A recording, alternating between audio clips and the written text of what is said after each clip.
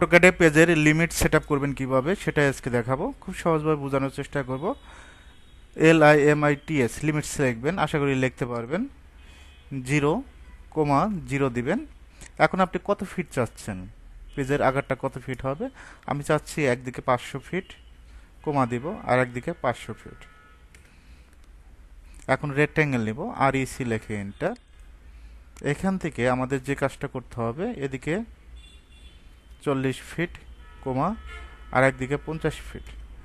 Measurement যদি check দেই, DLI লিখে enter, first point, second point. Text হাইটটা আমাদের কি করতে হবে? বৃদ্ধি করতে হবে। টেক্সট হাইটটা কিভাবে বৃদ্ধি করব? ডি লিখে এন্টার, মডিফাইতে ক্লিক করবেন, টেক্সটে যাবেন। এখান থেকে আমরা অনলি এখান থেকে 40 দিয়ে দিব।